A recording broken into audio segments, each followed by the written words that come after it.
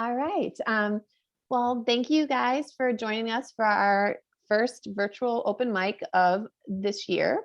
And so I'm very excited to have both Gretchen and Jamie here to read their blog posts and kind of talk about humor and cancer. My name is Olivia Clark, and I am the founder and president of Humor Beats Cancer, a nonprofit that promotes using humor as a coping tool to deal with this sucky disease that we all three have experienced and continue to experience. Yay. So I will stop talking because people know what I sound like. And so I'm ready for you both to share your wonderful, funny, amusing stories. So I think we're going to start with Gretchen.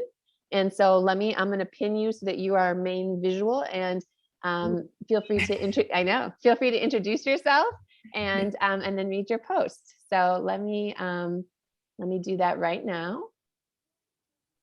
All right, I'm going to mute me.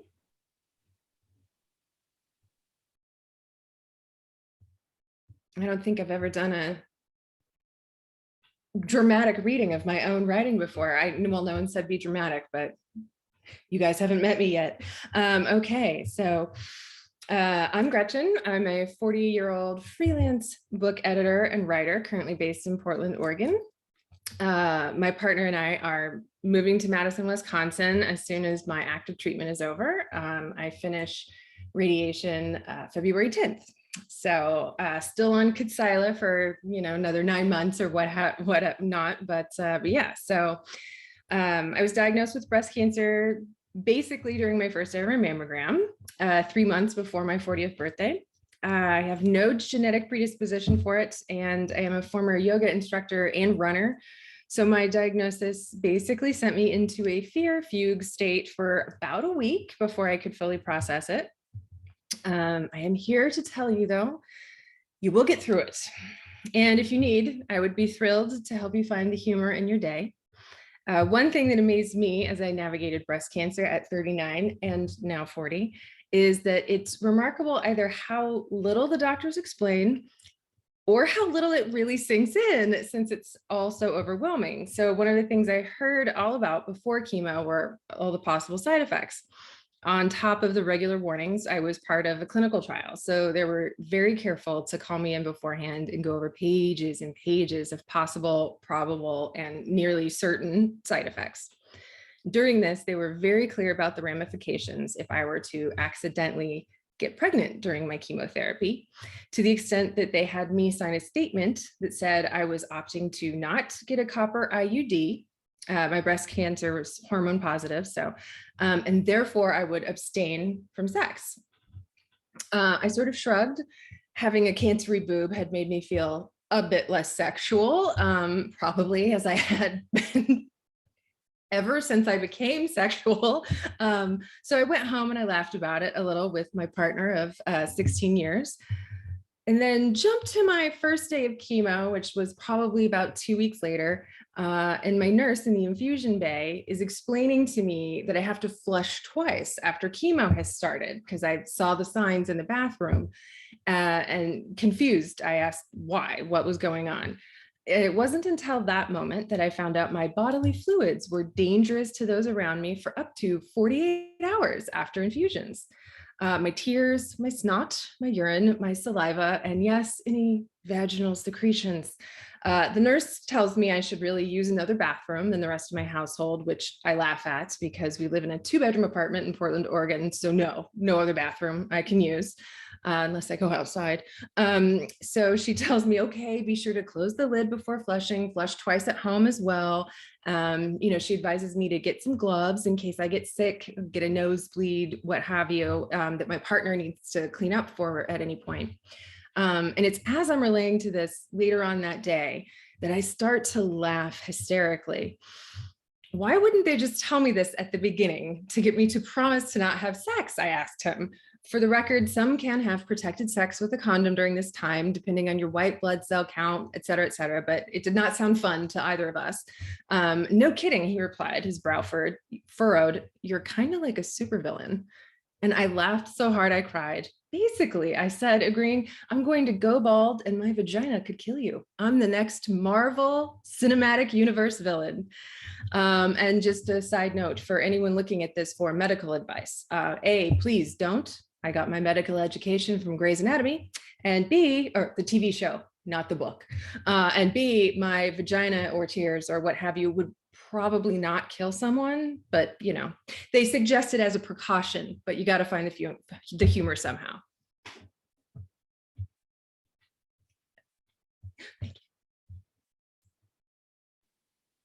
That was amazing. Thank you so much. So let me unpin you. But yeah, that was amazing. Thank you. So let's move on to Jamie. Hi, I'm Jamie. I am a stay-at-home mom, but before cancer and COVID, I used to run a daycare and take care of everybody's children plus my own.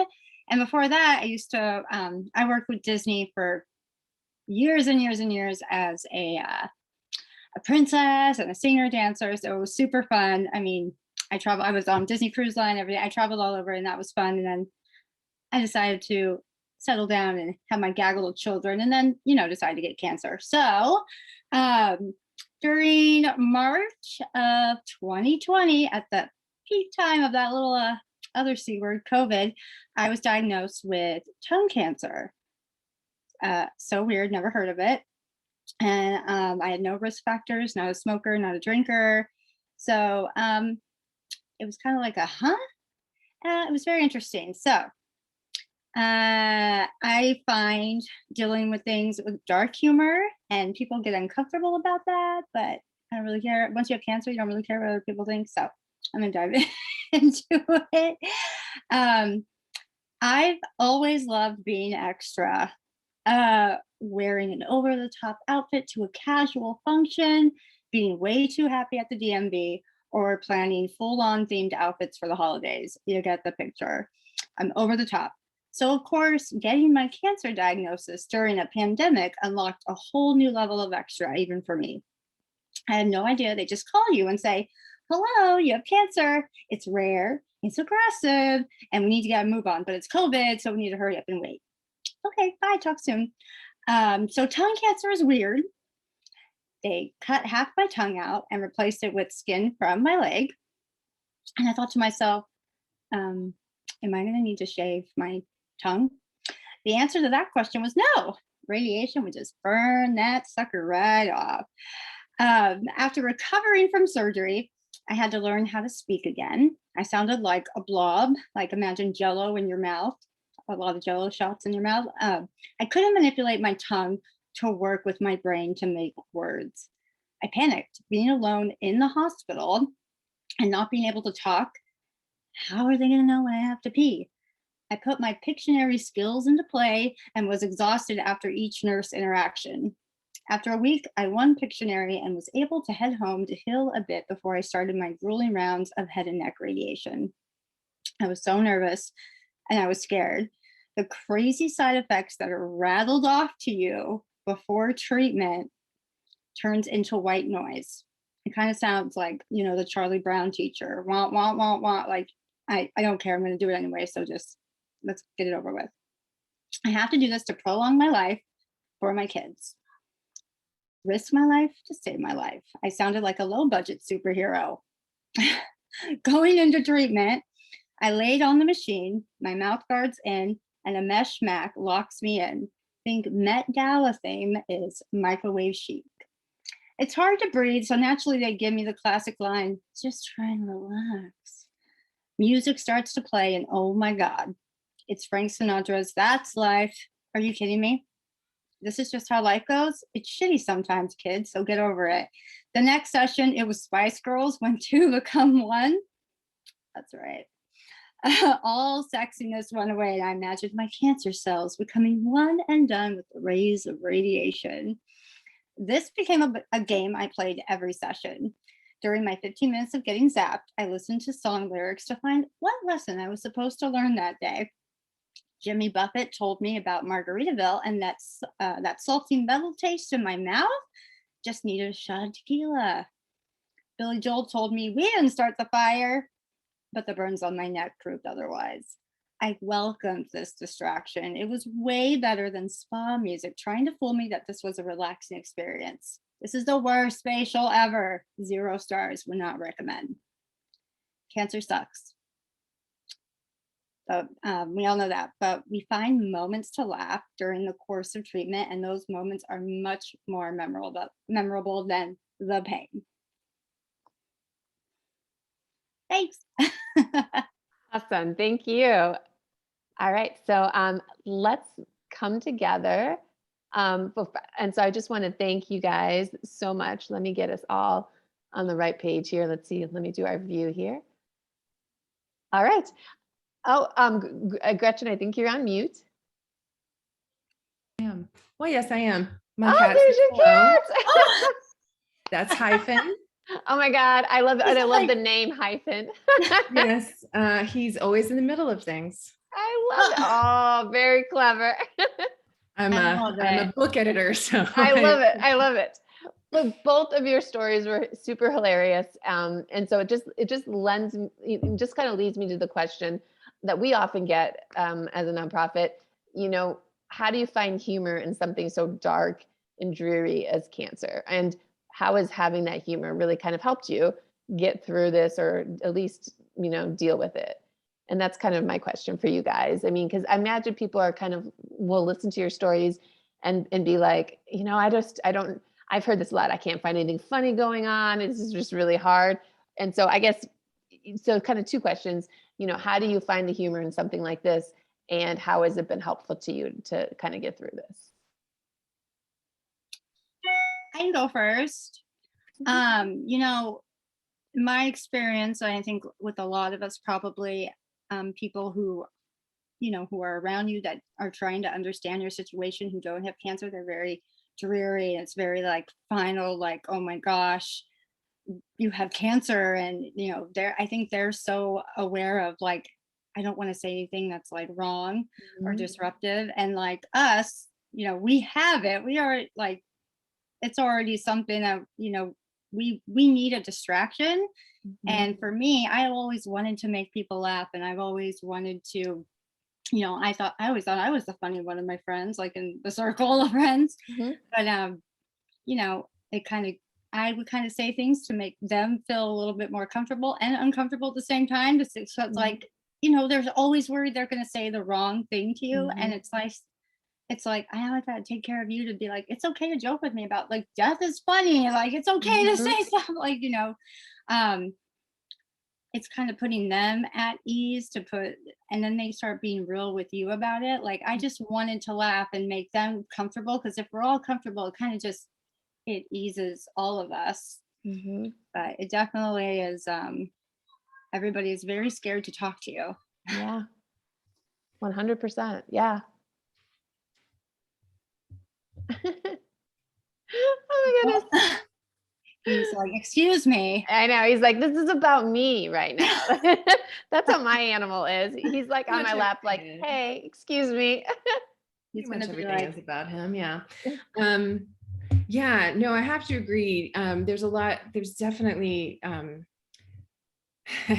just wrote an article for Wildfire magazine, and in it, I say that, like, cancer is almost like it's like almost worse than dropping a 4-letter word into a conversation, because you use it and people, it's like the record scratch. Like, everyone is just sort of like, oh, you're like, oh, she's got cancer. And it's just like, it's just a thing. It's just a thing that happened. Like, it's a crap thing that happened. It's a real crap thing. Don't get me wrong.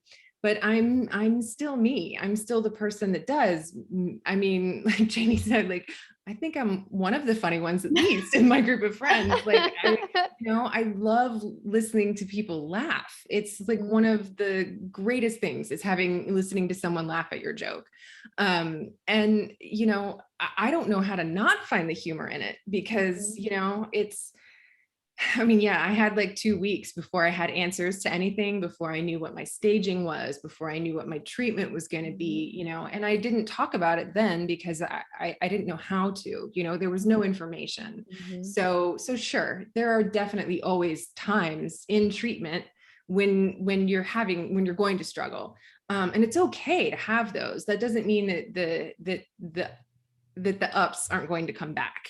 So that was one thing too. One of my friends who actually had gone through this before me had told me, she was like, right after I got all the answers, so I knew what my prognosis was and I knew what my treatment was going to be, and I was on this like high of acceptance, and I was making jokes with her and everything was great, and she was like, just so you know, there's going to be dark times. Like there are still going to be some dark times ahead, but don't let that get to you. It's just normal, just like it's part of normal life. Some days are going to be bad days. So, she's like, just keep that in mind and don't let that keep you down. And so that's one of the things I like to think of too. When I do have a bad day, it's like, I don't have a bad day and I end up feeling like, well, this is it. This is just all there is just this bad feeling that's not going to go away. I just remember what my friend Nikki told me, which was like, it's okay. There's still going to be some dark times. So I can sort of accept that the dark times are here, but they're temporary, just like everything is, as we're so gratefully reminded all the time, thanks to cancer. So yeah, and I mean, like I said, I don't know how to not find the humor in something, because there's just so much dark out there that could just keep taking me down, that I have to find the humor in something to keep me going, and to hear someone else laugh at my jokes. and yeah, I mean, sometimes they get a little darker for most people. But also, like Jamie pointed out, once other people, I think other people are also, who aren't going through this, are very scared that they're going to say something wrong. And the truth is that, I think everyone is going to at some point, even I'm sure have said something wrong to someone else who's going through this at some point. You don't know what it is until you're going through it yourself, and how you're handling it and all of that. So just accept that, maybe you won't always say the right thing, but maybe it'll lead to a really funny anecdote later. Yeah. And if not, you'll still move past it. And people who love you and care about you will still know that you said it with the best intentions. I really took that, and I took a much broader view on that answer there. So no, I mean, that's great. Want to talk about humor? Let me tell you about the dark times.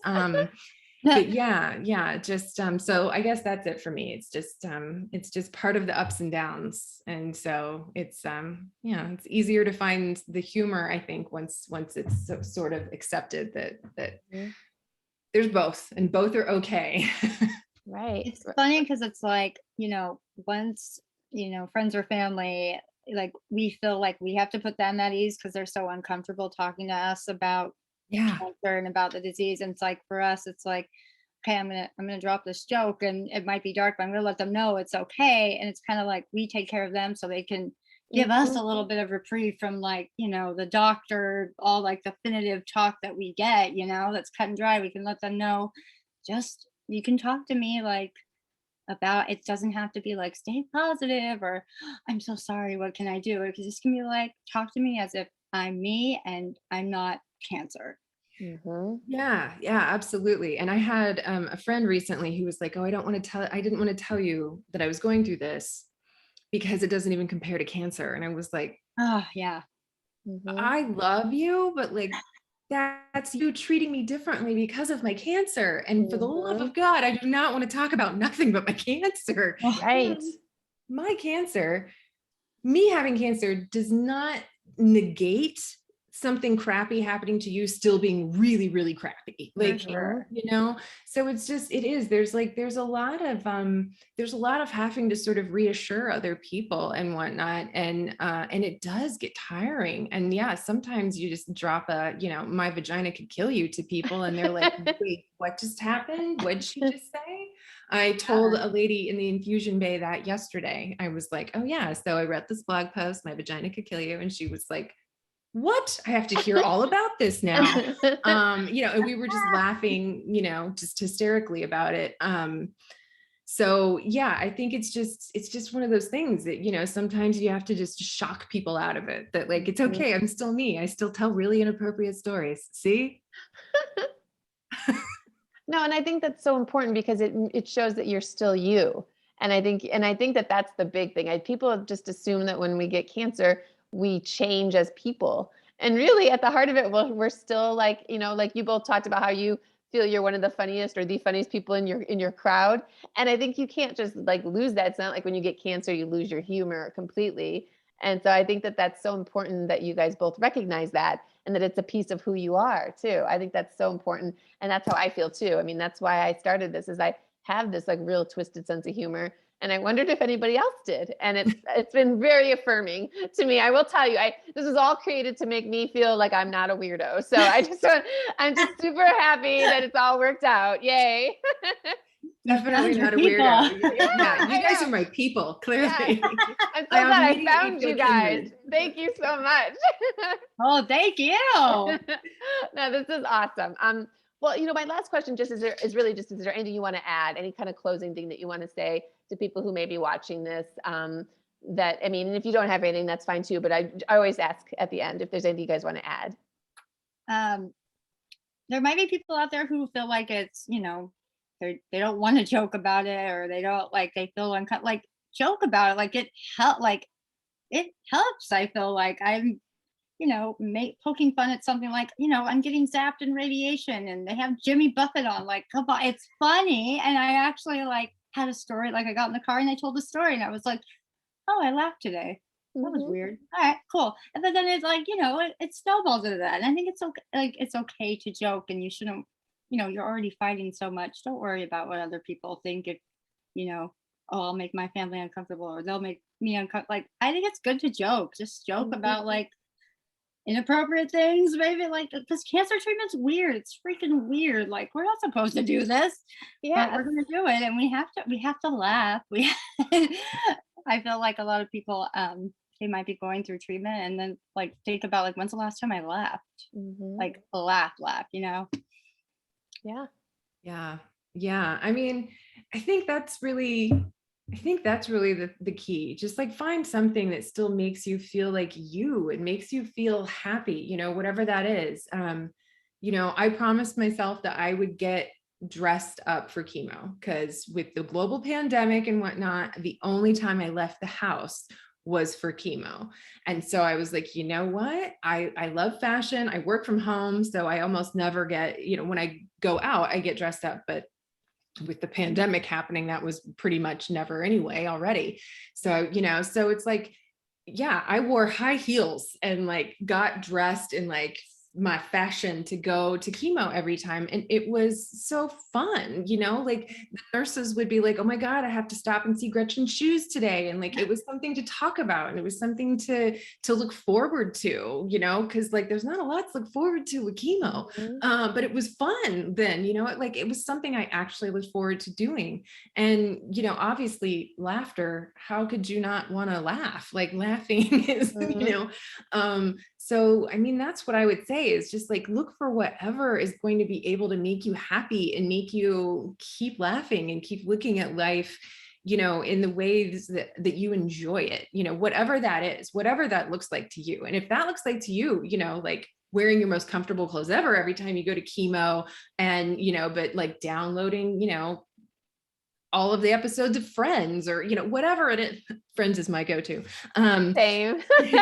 It's my comfort TV, but yeah, whatever it is, just find whatever that is and look for the happiness that it can provide you within that, because, none of that is wrong. Don't listen to everyone else who, is helpfully telling you to stay away from sugar or don't eat meat or whatever it is. You're healing your body.